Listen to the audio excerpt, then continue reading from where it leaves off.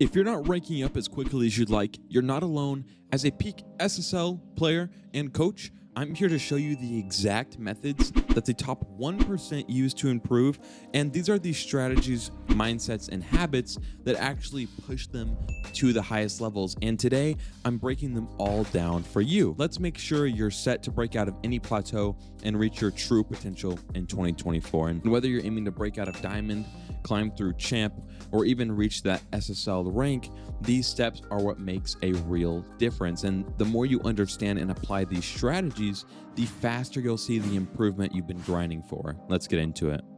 All right, let's start things off with the biggest difference between average players and the top 1%, which is, in my opinion, intentional practice. And I'm talking about going into each practice session with a purpose. It's easy to think that if you just play more games, you'll naturally improve. But here's the thing, top players don't just grind aimlessly like you do. They know exactly what skill they're trying to improve every time they log on. Think about it like this. If you're working out at the gym, you don't do a random set of exercises each time. Instead, you have a plan. Maybe one day is focused on strength. Maybe another day is on agility. Maybe you have an entire workout split like chest day, back day, arm day, whatever. The same goes for Rocket League. If you want to improve quickly, you need a targeted focus for each session. The first thing I recommend is picking a single skill or mechanic to work on each session. Let's say you've noticed that your aerials just aren't consistent. Instead of hoping they get better as you play ranked, dedicate a session specifically to practicing these aerials. Use a custom training pack or set up shots in free plan. I'll have a few training packs in the description, but don't just rush through this. Instead, work on one small aspect at a time, like positioning your car correctly in the air or timing your touches. Once you feel good about one skill, move on to the next one.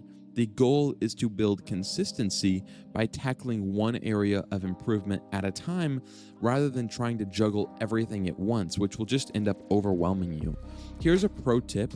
If you're not sure what to practice, review your recent games and take note of repeated mistakes. Do you keep missing saves? Do you struggle with dribbles? Find the skills that are holding you back and dedicate time to practicing those specifically. A really common mistake is trying to improve everything at once. Let's be real, when you try to work on your aerials, rotations, positioning, mechanics, all in one session, you're not going to make any real progress. Focus on quality over quantity instead of spending hours on random practice. Spend 20 to 30 minutes on one skill, bring that skill into your next few games, and you'll honestly find that this level of focus builds muscle memory faster and leads to more consistent improvements. All right, let's move on to one of the most critical skills that separates the top 1% from the rest, and that's game sense and field awareness. In Rocket League, mechanics really can only take you so far, whether you can triple flip reset, Mac tough reset, whatever. To truly excel, you need to develop a deeper understanding of the game, knowing where to be, anticipating your opponent's moves, and positioning yourself to actually support the play. And what even is game sense, right? Because everyone throws this word around, and I'll give you guys my personal definition, but it does mean different things to different people. But to me, game sense is your ability to read the field, see where the play is developing, and position yourself where you'll be most effective. For example, if you see your teammate going for a challenge in the corner, a player with really strong game sense will already be positioning themselves to either support that challenge or to cover the defensive line if he loses the 50. One of the best ways to improve your game sense is through replay analysis. I know it's boring, but when you watch your replays, look beyond the goals and big plays. Focus on the really small moments where positioning made the difference. Ask yourself questions like, could I have been more supportive here? Was I rotating too quickly? Did I position myself too far forward or maybe too far back? Watching really high-level replays is another great way to learn.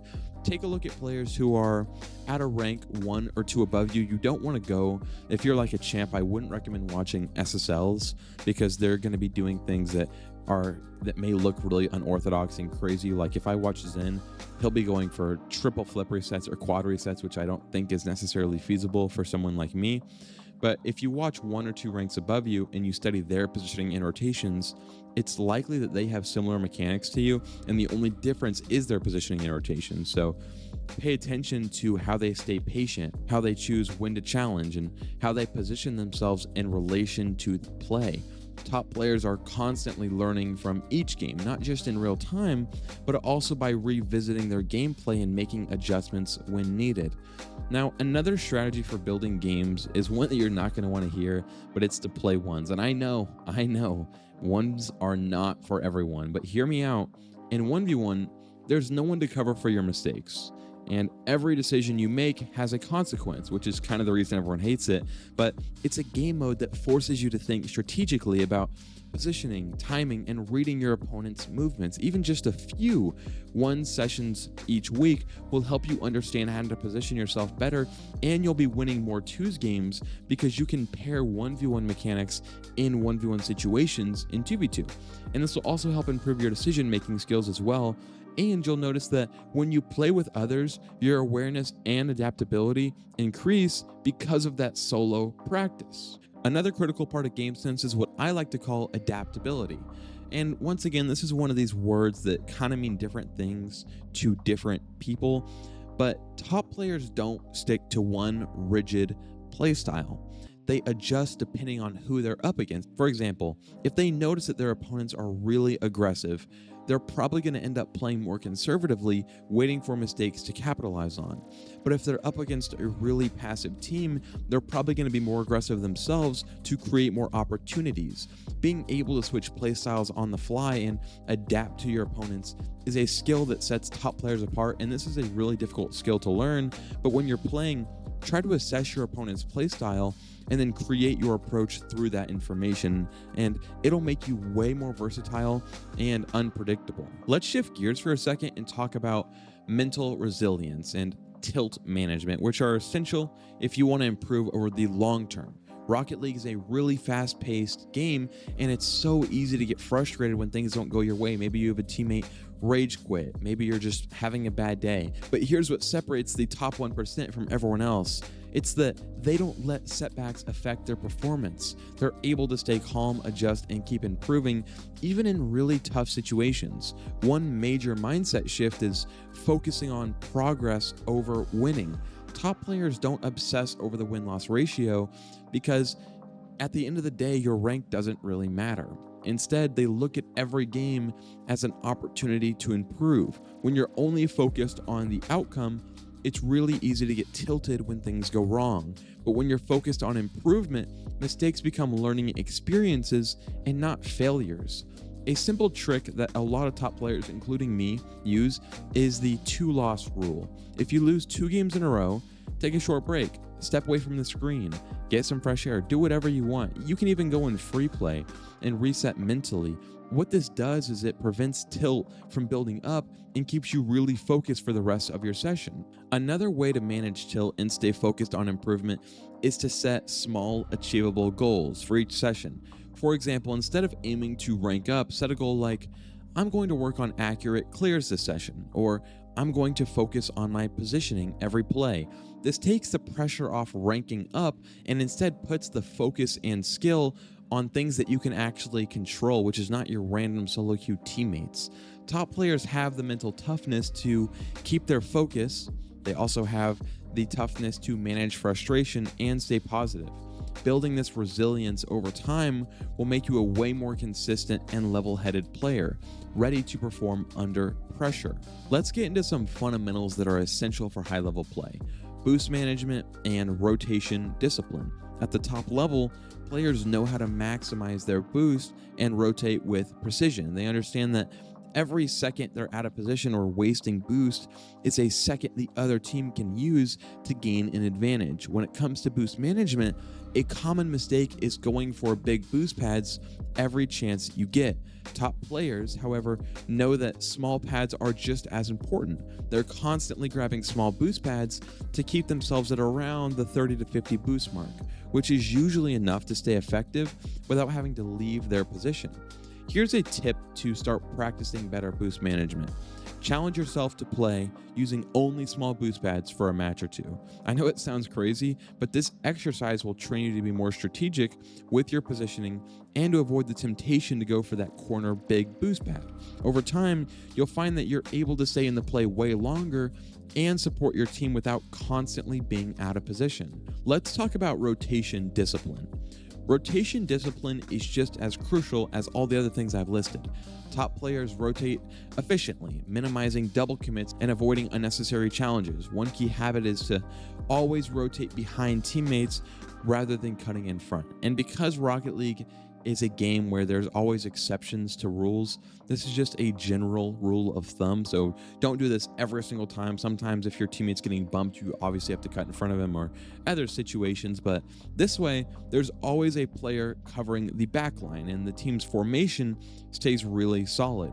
A big mistake at lower ranks is lingering in the play too long, which leads to overcommitting. If you've taken your shot or you've made your challenge, get out of the play and just rotate back. The more disciplined your rotations are, the easier it is for your teammates to read you and for your team to avoid leaving open net goals. By keeping rotation structured, you ensure that your team's positioning remains solid and consistent.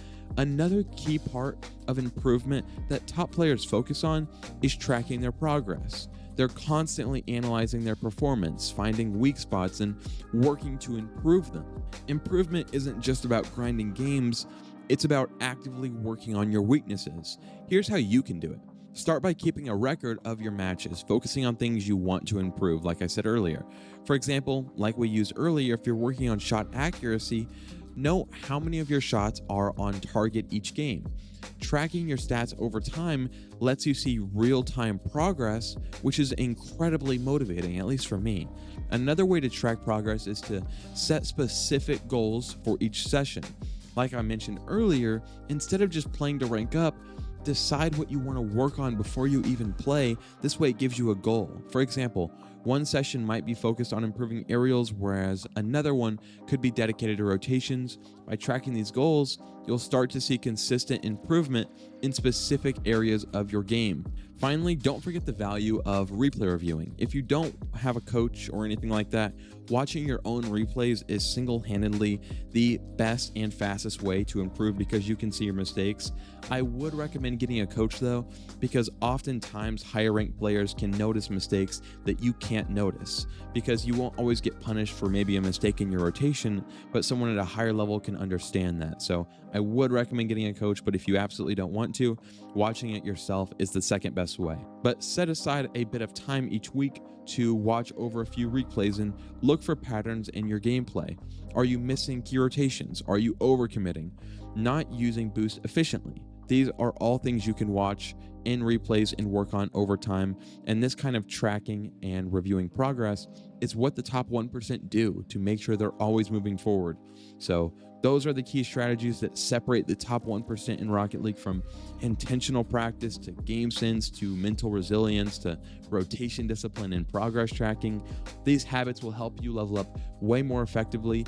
And real quick, I have a Discord server where that's honestly the best way to contact me directly. I do offer coaching over there, but you guys can ask me any questions about anything. Thanks for watching. Hope to see you there.